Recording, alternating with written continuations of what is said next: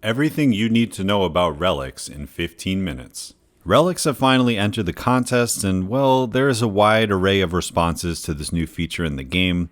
While some people are genuinely excited, many of us are feeling some combination of overwhelmed, confused, and possibly even apathetic to the whole thing. The model of collecting and upgrading champions is familiar, but now there is a new thing to collect, upgrade, and utilize in the game. With most of us earning several 3 and 4-star relics immediately from this side quest, with more on the horizon, there is a lot of info to go through so that we can feel comfortable. With that, I will be sharing with you in an FAQ style video the essential things you need to know to get started with relics. First off, what are relics? The easiest way to think of a relic is a synergy for your champion that doesn't require a champion on your team to unlock it. Your champion will be boosted by a relic that shares its class type by either boosting specific attributes, think attack, buff potency, debuff potency, regen, etc., and or giving new abilities that enhance the champion's kit. On top of this, you also get a striker that you are able to use to apply these effects and extend your combo by providing 3 free hits and a stun to continue whacking your opponent afterward. Note that this stun does not interact with debuff immunity, shrugging, limber, or stun immunity. It is a guaranteed combo extension. How many relics are there? Currently, there are 12 relics, 2 per class. Remember, you can only bind a relic to the same class as the relic itself. What is the difference between 3, 4, 5, and 6-star relics?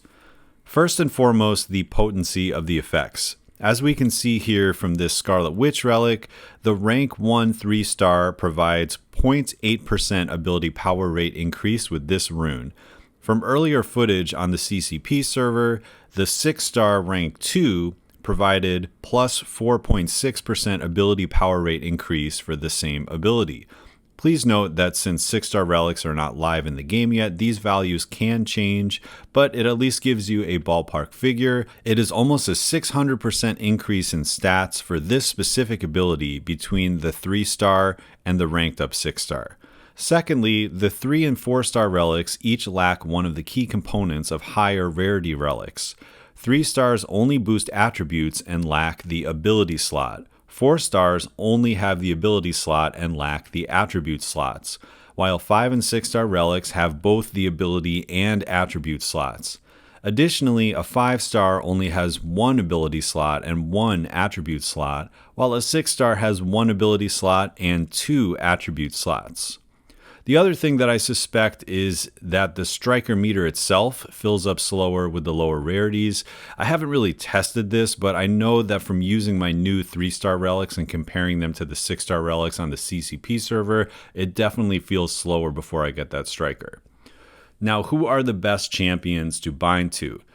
Well, I'm going to very quickly give you a rundown of who Kabam suggested were the primary and secondary targets for relics in their info that they shared with the CCP. Note that this info is partially provided in-game by clicking here, and then you'll see it right here. Anyway, hold on to your hats. Ant-Man. Primary are Spider-Ham and Yellowjacket. Secondary are Ant-Man and Wasp. Hulk. Primary are Rolk, Hulk, and Overseer. Secondary is Red Guardian. Scarlet Witch. Primary are Sorcerer and Symbiote Supreme, as well as Doctor Strange. Secondary is Mangog, Mephisto, Purgatory, and Tigra. Jugs. Primary is Jugs, Mangog, Sassy, and Dragon Man. Secondary is UC, Man-Thing, and Rintra. And note, I would consider Rintra a primary since he is so good already. Venom. Primary is Venom, Venompool, and Carnage. Secondary, Venom the Duck, Null, and Red Goblin. Thor. Primary is Odin, Angela, and Heimdall. Secondary is Hulkling, Skrull, Hela, and Hypo. I'd also add Venom as highly benefiting from this one. Hulkbuster. Primary is Nebula, Nimrod, and Sentinel. Secondary is Spark, Guardian, Darkhawk, Hulkbuster himself, Silver Scent, and Infinity Man. Vision. Primary is Silver Scent, Mysterio, Penny, and OS. Wolverine. Primary is all the Wolverines. Secondary is Deadpool and Toad. Storm. Primary is Bishop, Storm X, Sauron, Havoc, and Professor X. Secondary is Horseman Toad. I'll also add Kitty with Tiger Synergy is pretty amazing with this. Winter Soldier, primary is Elsa, Massacre, Misty, Crossbones, and Gwenpool. Secondary is Night Thrasher and Winter Soldier. Black Panther, primary is Shang-Chi, Mole Man, and Hitmonkey. Secondary is Black Cat, Aegon, Kraven, and Ronin. How do I rank up relics? Like champions, there is essentially an ISO-like material and a catalyst-like material. The ISO is called embers, and the catalysts are called alloys. However, there's one key difference between relics and champions. The embers and alloys are used independent of each other, and by this I mean embers and embers alone are used to increase the potency of attribute and ability slots, while alloys and gold alone are used to rank up the relics themselves. So unlike champions, there is no level after the rank, so you simply take a relic to rank 2, not to 35, if that makes sense. The ISO, or embers, is used independent of the alloys to level up the attribute and ability slots. And note, when you dupe a relic, it provides an innate ability, which is basically a signature ability. Most of the relics really want the innate ability, so I wish you luck to dupe your relic soon. It appears as though you get 20 levels on the innate ability per dupe, and I'm not sure about the scaling of this and how high it goes. How do I bind a relic to a champ, set it up, and what's the deal with unbinding cost? Fortunately, the UI is really intuitive for this. You go over here on the right and click here to bind to a champ. The rarity of the relic matches the lowest possible champion you can use it on, but you can go all the way up to your highest rarity champions. In other words, a powerful 6-star relic can't make your 3-star supercharged, but a weak 3-star relic can get added to your 6-star so that at the very least you get a striker. From there, you go over to this side of the interface by clicking on the left of the relic right here. You have the option to rank it up, which we'll get into later. And then on the ability and attribute slots, you have the ability to insert a rune of your choice. Runes are basically a menu of abilities and attributes that fit in these slots. As we talked about earlier, there are limitations to what rune slots are available and how many slots there are based on the rarity of your relic. To unbind, simply hit the unbind button, and you can choose a new champ to bind with in this little corner here. Note that you get a few unbindings for free, but eventually there will be a unit cost if you do this too often. There's a bit of controversy over this because the wording of the initial announcement made it seem like the freebies were relic specific, but they're indeed account wide. So this means after a total of 6 unbindings in a short amount of time, they aren't free anymore if they're very close together. It's really my hope that Kabam does address this, because I think we're still in the testing phase of relics. We're still trying to get higher rarity relics. We shouldn't be necessarily penalized for taking a 3-star off to replace it with the same relic of a 4-star. However, I do understand that it is exploitable if you constantly swap them out, so there needs to be some cost. Where do I get relics and rank up materials? Currently, the main way to get relics is through the current side quest. If you've kept up with the side quest called the Reliquary, you've probably already formed a few 3- and 4-star relics. I'm not sure if this is permanent, but it seems like the side quest is going to be a good way to collect some relics every month. Additionally, the Victory Track and Glad Circuit of Battlegrounds is looking like a great way to collect relics. If you do the entire Victory Track and make it to Vibranium, plus you do the side quest, you'll actually have 9,000 5-star relic shards. So if you find some other shards somewhere, like either the trophy token store, or just wait till next month's events maybe, you'll probably have your first 5-star relic within a month plus, if you're free to play and competing in BGs. The Gladiator Circuit ranked rewards now provide the only place to get 6-star shards aside from duping your 5-stars, and there are some rare rank up materials in there too, like this Celestial Alloy, which seems to be one of the more premium catalysts for higher ranks. As for the other rank up materials, some alloys can be bought in the Glory store. If you have some extra glory, it might not be a bad idea to pick up some of the basic alloys every week since it's relatively cheap, but they did just add rank 4 materials to glory, so I would prioritize that. The weird thing is that currently embers are only found from duping relics. I can see a potential bottleneck with embers since there's not another easy way to acquire them for free. Shards and mats are also available in the trophy token store for BGs, but generally speaking, the value of that store is so stacked for champion resources, I would actually recommend continuing to buy your SIGs, your shards, catalysts, etc. from that store instead of relic materials. However, you can always pick up the rank up materials and shards if you so desire. And then, of course, there will be deals with relics, and there will also be the equivalent of cav crystals to get your relics.